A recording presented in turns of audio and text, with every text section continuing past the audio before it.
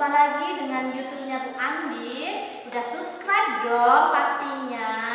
Kali ini Bu Andin nggak podcast dulu ya, tapi Bu Andin nanti akan berkolaborasi dengan Bu Afifah. Karena Bu Andin dan Bu Afifah guru BK kelas 12. Jadi pada kesempatan hari ini nanti Bu Andin dan Bu Afifah akan menjelaskan tentang layanan perencanaan individual, bimbingan dan konseling MAN 1 Wonosobo. Oke?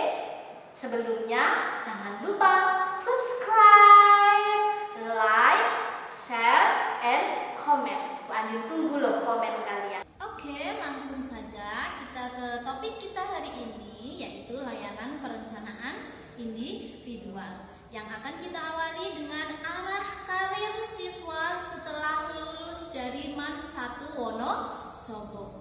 Apakah perencanaan karir itu? Perencanaan karir adalah suatu aktivitas atau kegiatan yang dilakukan secara terarah dan terfokus dengan berdasarkan pada potensi yang dimiliki. Apa saja itu? Ada minat, bakat, keyakinan, dan nilai-nilai yang ada pada diri kalian masing-masing. Serta untuk hal itu bertujuan untuk mendapatkan sumber penghasilan yang memungkinkan kita untuk maju dan berkembang baik secara kualitas hidup maupun kuantitas atau kesejahteraan. Siswa-siswaku kelas 12 yang Bu Andin sayangi dan Bu Andin banggakan selalu, tentunya dalam benak diri kalian sudah adakah rencana setelah lulus dari MAN nanti mau kemana? Atau masih bingung? Oke, kalau masih bingung kalian bisa nonton videonya Bu Andin kali ini dari awal sampai dengan akhir supaya tidak bingung lagi. Kalau kalian masih bingung nanti pada saat hari ini ya, apakah setelah lulus dari MAN kalian mau ke pondok pesantren? Apakah mau kuliah? Apakah mau kursus? Atau setelah lulus dari MAN mau bekerja? Di video kali ini akan kita bahas. Oke? Langsung saja, yang pertama adalah bekerja. Bagi kelas 12 yang nanti setelah lulus dari MAN memiliki rencana karir untuk bekerja, maka apa saja sih yang harus dipersiapkan? Oke, yang pertama adalah cari informasi tentang lowongan pekerjaan. Jadi dicari di internet ada, melalui sanak saudara ada, dan kalian bisa mencari informasi ke guru BK. Karena BK MAN 1 Wonosobo bekerja sama dengan Forum Komunikasi Bursa Kerja Khusus Kabupaten Wonosobo dan juga bekerja sama dengan Dinas Tenaga Kerja dan Transmigrasi. Jadi setiap ada lowongan pekerjaan yang dikhususkan untuk lulusan atau untuk alumni itu bisa tersaring atau bisa disampaikan ke MAN 1. Jadi kalau kalian kelas 12 yang mau lulus dari MAN mau bekerja, bisa mencari informasi tentang lowongan pekerjaan di guru BK. Nanti juga guru BK setiap kali ada informasi akan di-share ke grup kelas. Oke? Setelah mencari informasi tentang lowongan pekerjaan, yang kedua adalah pahami posisi dan persyaratan yang dibutuhkan. Jadi jangan cuma ada lowongan pekerjaan aku mau daftar, tapi kalian harus pahami dulu posisinya nanti kalian bekerjanya di bagian apa dan syarat yang dibutuhkan itu apa saja. Oke, setelah kalian paham, lanjut membuat surat lamaran pekerjaan. Membuat surat lamaran pekerjaan itu ada tata caranya, ada aturannya. Nanti kalian otomatis kan harus kepada gitu ya. Kalau kalian mendaftar ke perusahaan atau ke supermarket atau ke swalayan atau ke instansi, itu misalnya kalian mau daftar ke perusahaan, maka kepadanya bukan pemilik perusahaan, tapi kepadanya adalah kepada yang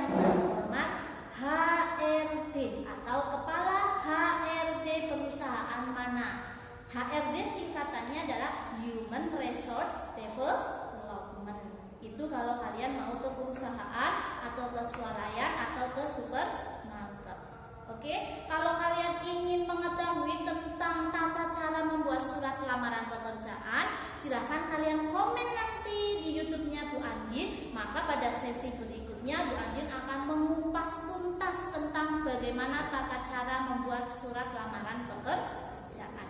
Terus yang selanjutnya, tadi kan sudah ada ya, cari informasi lowongan pekerjaan, terus pahami posisi dan persyaratan yang dibutuhkan. Yang ketiga, membuat surat lamaran pekerjaan, dan yang keempat adalah berdoa dan berusaha semaksimal mungkin, karena harus seimbang antara doa dan usaha yang dilakukan. Itu sekilas tentang pekerjaan. Kalau kalian menginginkan informasi yang lebih detail, kita bisa melanjutkan ke video yang berikutnya.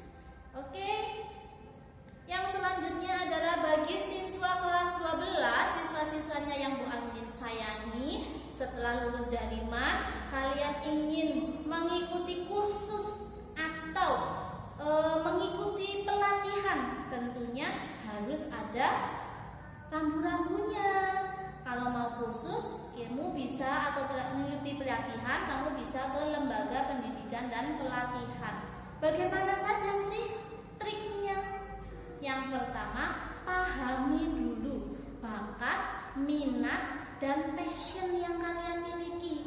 Jadi sebelum kalian mengikuti kursus atau sebelum kalian mengikuti sebuah pelatihan, kamu harus paham dulu bakatmu itu apa, minatmu itu kemana, passionmu itu apa, sehingga nanti mengikuti kursus atau pelatihan itu sesuai dengan diri kalian masing-masing, sehingga nanti setelah selesai hasilnya bisa bermanfaat untuk kehidupan kalian yang selanjutnya. Yang kedua triknya adalah renungkan, pikirkan dengan matang bidang apa yang kalian kuasai. Misalnya kamu sedikit bisa menjahit, oke lah kita kursus menjahit. Atau Bu, saya pinginnya nanti kursus tentang dunia penerbangan. Oke, kita dengan dunia penerbangan di MAN 1 Wonosobo juga bekerja sama dengan lembaga pendidikan dan pelatihan khususnya di dunia penerbangan. Apa saja? Ada ground staff, ada pramugari, ada staff ticketing, dan ada AFSEC atau aviation security. Itu tentang dunia penerbangan. Kalau kalian ingin Bu Andin menjelaskan tentang kursus dan pelatihan, silahkan nanti komen di bawah. Nanti Bu Andin akan menjelaskan, akan mengupas tuntas tentang kursus atau pelatihan. Oke, Bu Andin ulangi ya, harus memahami bakat, minat, dan passion. Harus merenungkan, harus pikirkan dengan matang bidang apa yang ingin kalian kuasai. Dan yang ketiga adalah trik dan peluang. Jadi kalau kalian mengikuti kursus atau mengikuti pelatihan, jangan hanya karena ikut-ikutan teman. Lah teman saya akrab ikut kursus ini, saya ikut. Lah teman saya sebangku ikut pelatihan ini, saya ikut. Tapi tidak. Tapi kalian harus punya trik. Kamu harus bisa membaca peluang. Ketika kalian selesai kursus atau pelatihan, bagaimanakah peluang pekerjaannya? Sehingga nanti setelah mengikuti tidak menganggur, tapi bisa disalurkan sebagai lahan untuk kalian mengembangkan diri di dunia pekerjaan. Terus yang trik yang keempat yaitu pilih lembaga kursus yang memiliki perizinan yang resmi. Jika ada, maka utamakanlah yang mereka ada penempatan kerjanya. Jadi jangan hanya sembarang kursus, tapi dilihat dulu lembaga kursus atau lembaga pelatihannya memiliki perizinan resmi atau tidak. Juga dilihat juga apakah mereka ada penempatan atau penyaluran kerjanya atau tidak, sehingga nanti kalian bisa terarah setelah mengikuti kursus dengan selesai. Terus yang terakhir yaitu tekun dan bersungguh-sungguh agar sesuai dengan harapan. Ketika mengikuti kursus, ketika mengikuti pelatihan itu harus dilaksanakan dengan tekun dan bersungguh-sungguh sehingga ilmu yang kalian pelajari benar-benar bisa diserap dan bisa dimanfaatkan di kemudian hari. Itu cukup sekian tadi penjelasan singkat dari Bu Andin tentang dunia pekerjaan dan tentang kursus atau pelatihan. Yang selanjutnya bagi siswa kelas 12 atau kelas 3 MAN 1 Wonosobo yang kepingin setelah lulus dari MAN itu mau kuliah. Oke, habis ini Bu Andin kan berkolaborasi dengan Bu Afifah tentang dunia perguruan tinggi, nanti akan dijelaskan oleh Bu Afifah. Langsung saja ya, kita panggil Bu Afifahnya. Monggo Bu Afifah, kita gabung bersama. Waktu dan tempat saya persilahkan dan anak-anak harus memperhatikan dengan seksama. Bismillahirrahmanirrahim. Assalamualaikum warahmatullahi wabarakatuh. Para siswa yang sangat kami sayangi dan berbahagia, khususnya kelas 12 IPA, IPS, dan Agama. Untuk kali ini kita berbicara tentang perencanaan karir. Perencanaan karir itu harus memperhatikan 3 hal. Yang pertama adalah keinginan, yang kedua adalah realitas, dan yang ketiga adalah usaha nyata. Keinginan itu adalah berupa ambisi yang mendasari suatu keinginan atau cita-cita atau sesuatu yang sangat didambakan dan ingin mencapainya. Karena apa? Karena sesuatu yang didambakan itu adalah merupakan hal yang amat berarti dan berharga di dalam kehidupan seseorang. Kita di dalam hidup ini memang harus memiliki cita-cita dan ada keinginan untuk mewujudkan cita-cita tersebut. Coba bandingkan kalau kita tidak memiliki cita-cita, maka perilaku kita menjadi tidak terarah, berbeda dengan mereka yang memiliki cita-cita. Kemudian yang tidak kalah pentingnya diperhatikan adalah masalah realitas. Realitas di dalam hidup, realitas di dalam kehidupan kalian, baik itu yang ada di dalam internal individu kalian maupun yang ada di luar. Karena masalah realitas ini bisa mendukung terwujudnya atau mudahnya mewujudkan suatu keinginan ataukah cita-cita. Kemudian yang ketiga, untuk melengkapi tidak hanya cukup keinginan dan juga realitas, namun juga harus ada usaha nyata.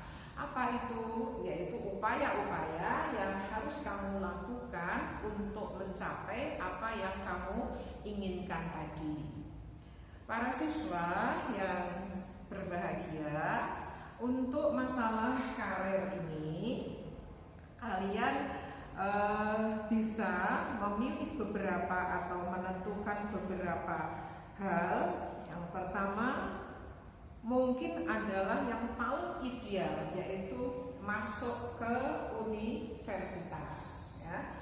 Masuk ke universitas itu dambaan oleh setiap siswa yang ingin melanjutkan ke perguruan tinggi. Namun karena ada beberapa hal sebagai realitas kehidupan tadi, ternyata harus membawa kalian untuk bekerja terlebih dahulu. Maka yang perlu dipikirkan juga apakah bekerja full time atau mungkin part time. Sebagian untuk bekerja waktunya dan sebagian lagi untuk menimba ilmu di perguruan tinggi. Itu bisa saja. Kemudian ada pilihan lain lagi, yaitu menikah. Menikah ini juga sesuatu yang mulia, ya, yang mulia. Tidak harus yang menikah ini kemudian mengakhiri semua cita-citanya, tidak. Banyak mereka yang menggapai cita-citanya sambil berkeluarga. Kemudian apakah nanti pekerjaan yang akan kamu tekuni ini adalah pekerjaan yang membawa kepentingan banyak orang, membawa misi ya.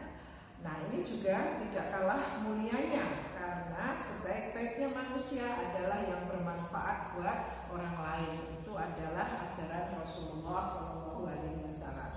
Kemudian yang paling tidak kita inginkan adalah unemployment atau menjadi pengangguran. Nah, ini adalah sesuatu yang harus kita hindari.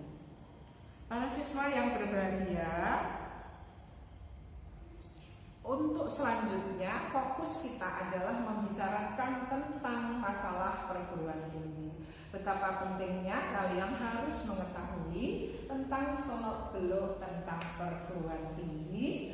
Dan kalau kita sudah tahu, tentu akan lebih mudah untuk menentukan pilihan secara tepat dalam melanjutkan studi, sehingga kalian akan mencapai kesuksesan ya, termasuk nanti berhasil sukses dalam pelaksanaan ujian di perguruan tinggi. Banyak di kalangan pelajar, khususnya kelas 12, yang menganggap dunia perguruan tinggi itu adalah sebuah momok ya, yang menakutkan. Karena apa? Karena belum tentu bisa nggak ya nanti saya diterima, bisa nggak ya nanti saya bisa belajar di sana, misalnya. Terutama adalah perguruan tinggi negeri. Jadi tidak kalah pentingnya juga pertimbangan faktor di luar akademik, misalnya masalah biaya. Ya, ini yang menjadi suatu momok buat kalian kelas 12 biasanya seperti itu. Nah, sambil berjalan nanti momok itu nanti akan hilang perlahan-lahan, gitu ya. Nah, kita sekarang melihat ada beberapa bentuk perguruan tinggi di Indonesia ini, yaitu ada 5 bentuk perguruan tinggi. Yang pertama adalah universitas, yang kedua adalah institut, yang ketiga sekolah tinggi, yang keempat akademi, dan yang kelima adalah politeknik. Politeknik ini adalah bentuk perguruan tinggi yang paling muda dibandingkan dengan yang di atasnya tadi. Kita lihat coba untuk universitas. Universitas itu adalah perguruan tinggi yang menyelenggarakan program pendidikan akademik ataupun juga dan atau ya profesional yang beragam. Maksudnya terdiri dari berbagai disiplin keilmuan ya, yang kemudian dikelompokkan ke dalam fakultas-fakultas. Sehingga kalau kalian masuk ke suatu universitas, di situ akan tersaji banyak pilihan prodi-prodi melalui fakultas-fakultas yang ada. Entah itu disiplin tentang ilmu eksakta, mungkin juga sosial atau humaniora. Kemudian yang kedua adalah bentuk perguruan institut. Ini agak lebih menyempit lagi. Karena apa? Perguruan tinggi ini menyelenggarakan program pendidikan akademik dan profesional, namun dalam sekelompok disiplin keilmuan saja. Ya, di sekelompok disiplin ilmu pengetahuan dan juga termasuk teknologi, kesenian ataupun yang sejenisnya. Di kalau tadi universitas itu lebih beragam, sekarang institut adalah hanya sekelompok disiplin ilmu pengetahuan, teknologi, dan kesenian. Kemudian yang ketiga adalah sekolah tinggi. Sekolah tinggi itu perguruan tinggi yang menyelenggarakan program pendidikan akademik dan profesional dalam lingkup satu disiplin ilmu tertentu. Jadi lebih mengerucut lagi daripada yang institut. Kemudian untuk akademi, ya, ini perguruan tinggi juga, tetapi menyelenggarakan pendidikan profesional saja dalam satu cabang atau sebagian cabang ilmu pengetahuan, teknologi, dan seni. Nah, biasanya ini waktunya lebih singkat atau ditempuh dalam waktu yang singkat.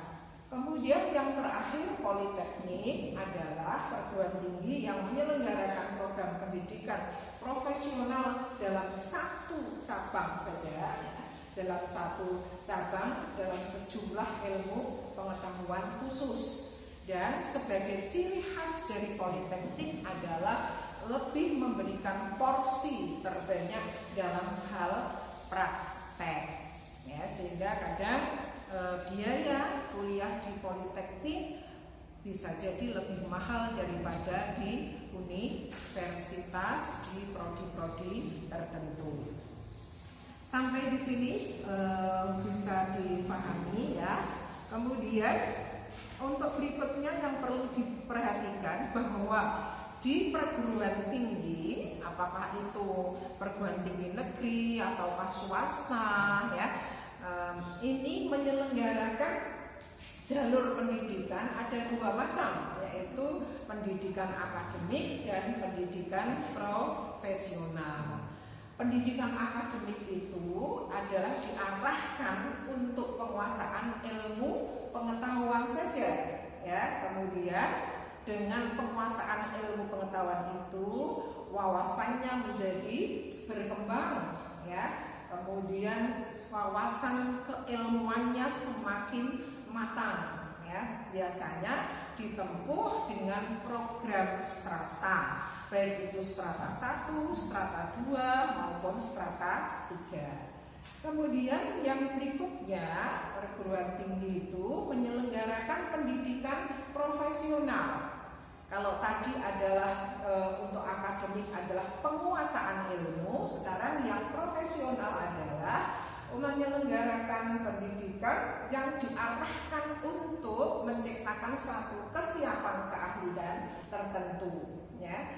Kemudian diarahkan juga menggunakan peningkatan kemampuan kerja serta aplikasi ilmu dan teknologi. Nah, biasanya programnya bukan strata lagi, tapi yang digunakan adalah diploma. Entah itu diploma 1, diploma 2, D3, D4, ya. Dan juga nanti sebagai kelanjutan S1 ada juga yang melanjutkan pendidikan profesional, yaitu mengambil spesialis, ya. Ini.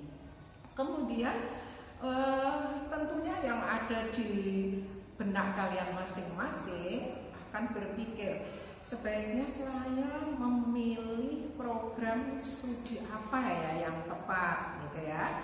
Nah, dalam memilih di program studi yang tepat, maka yang harus diperhatikannya adalah oleh kalian. Yang pertama adalah akademik. Akademiknya siapa? Ya, akademik yang kamu miliki sendiri, ya. Pengertian tentang program studi atau jurusan. Suatu contoh misalnya, kalian sekarang IPA. IPA tentunya berbeda dengan IPS, ya. Akan seperti apa nanti, atau akan mengambil prodi-prodi yang seperti apa? Untuk IPA, IPS, agama tentunya berbeda, ya. Kemudian dari bidang IPA saja pun secara akademik kalian juga harus mampu memperhatikan potensi yang ada di dalam diri kalian masing-masing.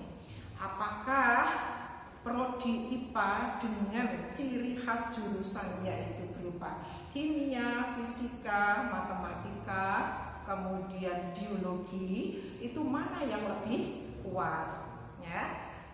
Saya ingin masuk prodi atau memilih prodi teknik misalnya nanti di perguruan tinggi.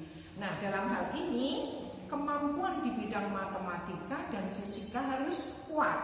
Kemudian saya ingin ke kedokteran misalkan, ya, maka biologi dan kimianya harus kuat, ya. Inilah yang dimaksud memperhatikan faktor akademik di dalam memilih program studi di perguruan tinggi. Akademik siapa? Sekali lagi, kemampuan akademik yang ada di dalam diri kalian masing-masing. sini ya, seperti tadi penjelasannya. Kemudian yang kedua adalah non akademik. Non akademik ini berupa tadi cita-cita, minat, bakat ya. Ada yang menanyakan, Ibu, dalam memilih perguruan tinggi, apakah saya harus menitik beratkan kepada prospek dari program studi, ataukah saya harus menitik beratkan kepada bakat dan minat?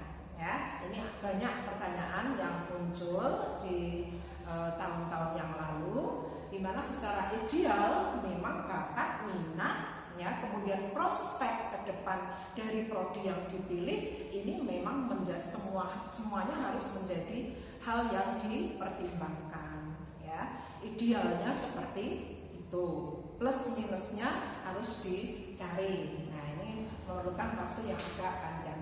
Kemudian faktor variabel pendukung seperti apakah informasi yang kamu terima dari prodi-prodi di perguruan tinggi itu bisa kalian dapatkan ataukah tidak. Nah, sekarang zamannya zaman teknologi, IT demikian luar biasa ya, seolah-olah dunia ini semakin sempit saja gitu ya. Jadi siswa akan lebih banyak menggali informasi yang berkaitan dengan masalah faktor pendukung variabel yang berupa informasi tentang perguruan tinggi dan prodinya itu jauh lebih cepat ya. Ada guru belum tahu, siswa sudah tahu ya, karena ini dunia internet sedemikian rupa. Kemudian faktor pendukung lainnya adalah lokasi dan biaya. Lokasi itu apakah kamu diperbolehkan orang tua untuk kuliah di luar Wonosobo ataukah di dalam Wonosobo? Ini juga harus menjadi pertimbangan ya. Kalau di luar Wonosobo ini banyak sekali pilihan perguruan tinggi dan prodinya, baik itu yang negeri maupun yang swasta. Sementara di Wonosobo hanya memiliki 2 perguruan tinggi dua-duanya adalah swasta, yaitu Universitas Sains Ilmu Al-Quran atau UNSIK, dan yang satu adalah Stikes Muhammadiyah Wonosobo yang umurnya masih muda ya. Baik, kemudian daya tampung atau jurusan ya. Kok harus tahu, Bu? Ya, karena untuk mempertimbangkan peluang untuk diterima itu besar ataukah kecil. Nah, untuk daya tampung jurusan biasanya perguruan tinggi itu akan menampilkan ataupun membuka diri, memberikan informasi kepada peserta didik yang akan masuk ke perguruan tinggi bersamaan dengan pendaftaran SNMPTN ya. Kemudian yang terakhir adalah masa depan karir dan pekerjaan. Ini adalah sesuatu yang patut untuk menjadi pertimbangan buat kalian semua ya, sekalipun urusan rezeki adalah minallah ya, dari Allah. Manusia hanya sekedar untuk berikhtiar dan berusaha, tapi perencanaan karir adalah sesuatu yang penting untuk dibuat. Kemudian di dalam memilih perguruan tinggi pun ada beberapa hal yang perlu dipikirkan atau dipertimbangkan. Yang pertama adalah reputasi ya. Yang kedua adalah metode presentasi pembelajarannya. Ini bisa kita peroleh dengan kawan-kawan yang ada kuliah di sana misalnya. Kemudian yang ketiga status akreditasinya. Yang keempat adalah fasilitas pendidikannya, lalu prospek lulusannya, dan masalah yang keenam adalah masalah biaya. Ya, jadi reputasi dari perguruan tinggi, kemudian status akreditasi, fasilitas pendidikan, prospek lulusan, dan biaya adalah faktor-faktor yang perlu dipertimbangkan untuk memilih perguruan tinggi. Nah, selain itu ada 5 faktor juga ya, supaya sukses nanti di perguruan tinggi. Yang pertama adalah masalah teknis. Teknis itu diawali dari bagaimana proses masuknya, ya. Kalau ingin melalui SNMPTN, ini sambil lalu ya, SNMPTN itu seleksinya berdasarkan nilai rapor, sehingga masalah teknis harus dipersiapkan, yaitu menyiapkan nilai rapor dari semester 1 sampai dengan semester 5 dengan sebaik-baiknya. Nilai yang terpakai ada biasanya adalah 5 digit di atas nilai KKM. Itu saja statusnya baru C ya. Jadi upayakan untuk jauh melesat di atas nilai KKM. Ini masalah-masalah teknis. Kemudian bagaimana cara mencapainya itu? Nah, ini ada bimbingan belajar tersendiri. Kemudian yang kedua adalah faktor psikologis. Faktor psikologis ini sesuatu yang tidak tampak ya, tetapi sangat berpengaruh terhadap kalian untuk sukses di perguruan tinggi. Merasa enjoy dengan pilihannya ataukah tidak ya, ini patut untuk dipertimbangkan. Kemudian faktor penguasaan materi tes. Jelas sekarang di luar bimbel demikian banyak, sebelum ada lockdown ataupun pandemi, ini banyak sekali bimbel-bimbel. Kalian tinggal memilih karena hanya mengandalkan apa yang diperoleh dari sekolah ini tentunya tidak cukup ya, harus dilengkapi dengan keikutsertaan di dalam bimbel.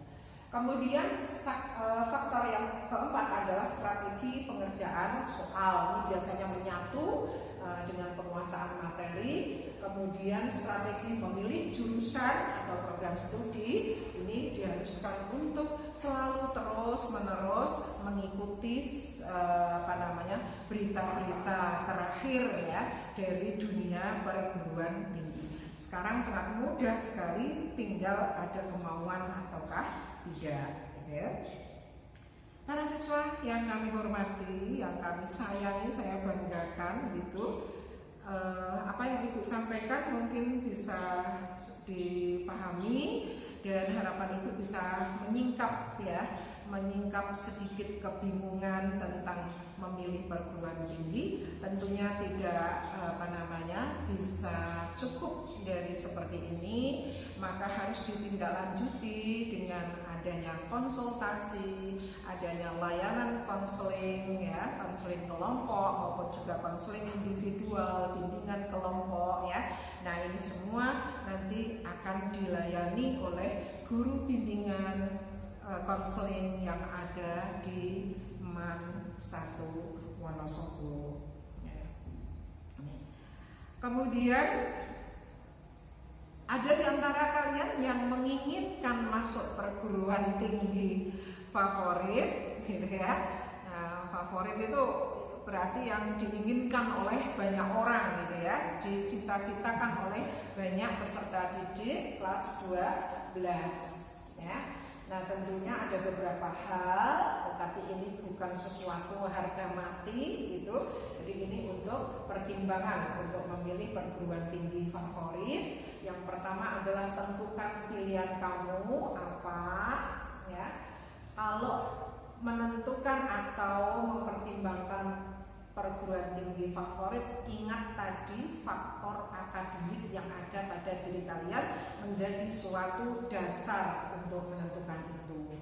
Artinya berani atau ada keberanian untuk mengukur kemampuan diri sendiri ya. Apakah mampu bersaing di perguruan tinggi favorit ataukah tidak. Kalau tidak, sebaiknya jangan memilih perguruan tinggi favorit ya, tapi perguruan tinggi negeri yang banyak, kualitasnya yang bagus juga banyak gitu ya.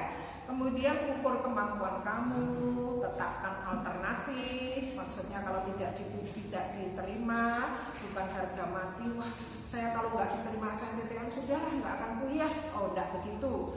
SNMPTN tidak diterima, maka ada jalur lain lagi yaitu SBMPTN dan UTBK. Kalau UTBK SBMPTN tidak diterima, maka kalian bisa mengikuti jalur MAN mandiri.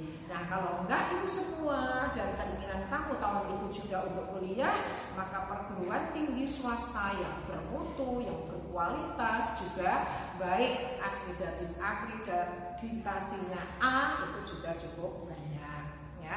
Kemudian cari informasi yang sebanyak-banyaknya, perbanyak ilmu ya, tadi sudah Ibu sampaikan, ikut bimbel ya, dan seterusnya.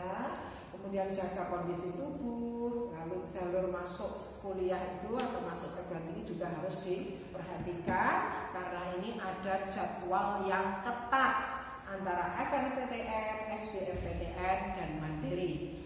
Sedikit untuk SNMPTN siswa hanya cukup menyiapkan prodi yang dipilih dan perguruan tinggi. Karena seleksi nasional masuk perguruan tinggi negeri ini didasarkan kepada nilai rapot semester 1 sampai dengan semester 5 dan hanya bisa diikuti siswa yang masuk kuota sesuai akreditasi sekolah.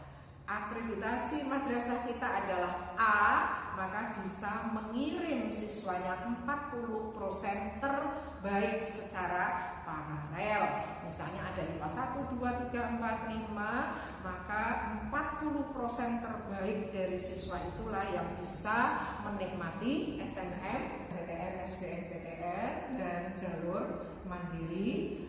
Kuota sesuai dengan akreditasi madrasah yaitu 40%, maka ranking paralel IPA 1 sampai IPA 5 itulah yang diambil 40% yang bisa untuk didaftarkan di SNMPTN. Kemudian IPS juga demikian, 40% dari IPS 1 sampai IPS 5. Kemudian jurusan agama pun juga bisa sebetulnya, tetapi untuk tahun kemarin kakak-kakak kelasmu masih takut-takut untuk mendaftar di lewat SNMPTN ya. Ini untuk yang jalur SNMPTN. Jadi tinggal menyiapkan prodi dan perguruan tingginya di mana, dan jangan lupa masalah teknis yang berkaitan dengan NISN ya, ini harus aktif. Jadi jauh sebelumnya nanti kalian harus mengetes atau mencek NISN-mu itu diakui ataukah tidak melalui laman NISN. Nah, kalau ada trouble tidak diakui, maka segera lapor ke sekolah. Dalam hal ini adalah ke operator MIS Madrasah Aliyah Negeri 1 Wonosobo, Pak Buhori ya. Kemudian bagi peserta yang menginginkan untuk beasiswa melalui KIP, tolong sekarang yang memiliki KIP untuk segera diaktifkan kembali dengan cara mengecek ke operator madrasah juga apakah sudah tercover di MIS ataukah belum. Lalu bagaimana Bu yang belum memiliki KIP? Maka yang belum memiliki KIP supaya nanti kuliah dapat KIPK, segera saja mengajukan ke desa, tentunya harus pengantar RT dan RW yang menjelaskan bahwa kalian adalah layak untuk diajukan menerima bantuan biaya di perguruan tinggi. Nah, setelah itu kalian akan membuat akun KIPK. Nah, sehingga nanti bersama-sama setelah pengajuan dari desa ke Dinsos itu bisa selesai, kemudian akun kamu sudah berjalan, maka ini akan memperlancar seterusnya. Jadi seperti itu ya tentang penjelasan yang kaitan dengan SNMPTN. Kemudian untuk SBMPTN dan Mandiri kalian bisa konsultasi ke ruang BK menemui guru BK kalian masing-masing. Baik anak-anak, hanya itu yang bisa Ibu sampaikan, dan segala kekurangannya Ibu minta maaf, dan sekali lagi harus ditindaklanjuti dengan konsultasi konseling individual, bimbingan kelompok, ataupun konseling kelompok, dan semuanya ini kita tunggu bersama di ruang BK.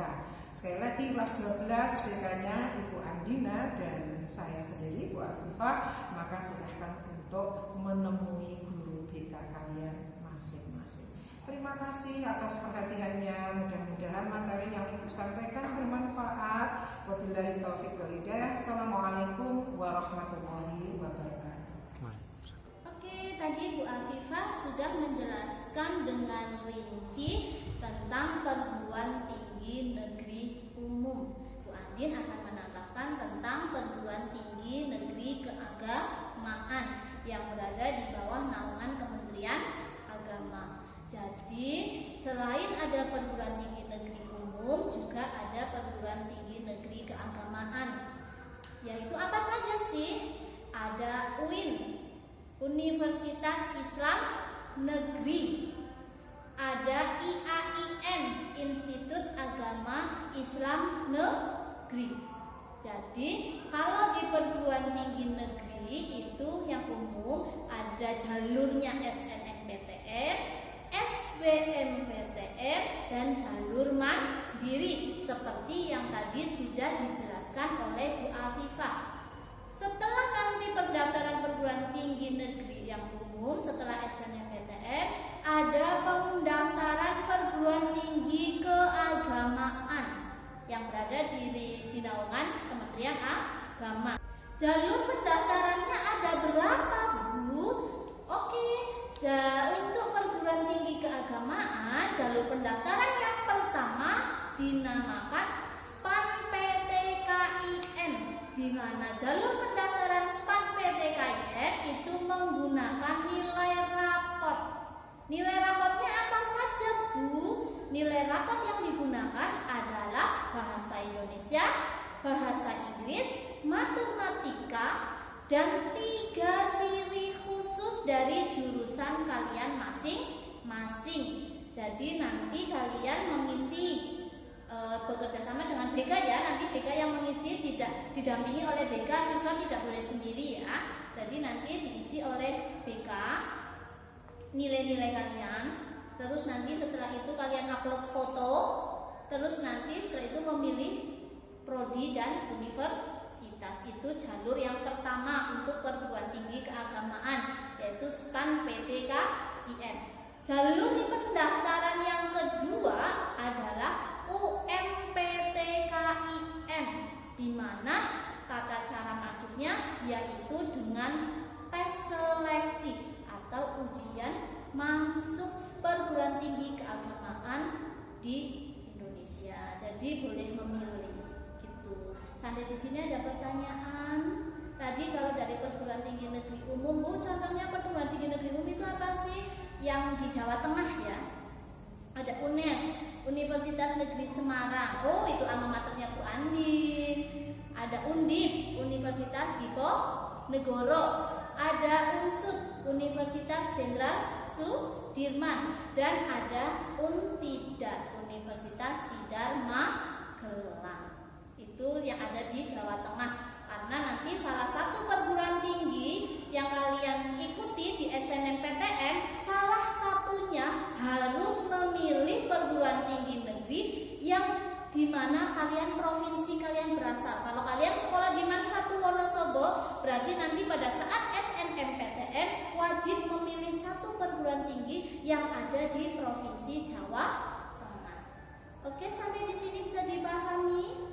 Jadi pendaftarannya kalau yang perguruan tinggi negeri umum, SNMPTN, SBMPTN, dan jalur mandiri. Kalau dari perguruan tinggi keagamaan ada SPAN-PTKIN dan UMPTKIN. Terus jurusannya boleh ikut semua? Boleh. IPA, IPS, dan agama memiliki peluang yang sama. Oke? Semoga bisa dipahami. Semoga video YouTube kali ini dari Bu Andin bisa bermanfaat. Jika ada pertanyaan, silahkan kalian komen di bawah. Maka video selanjutnya Bu Andin akan menayangkan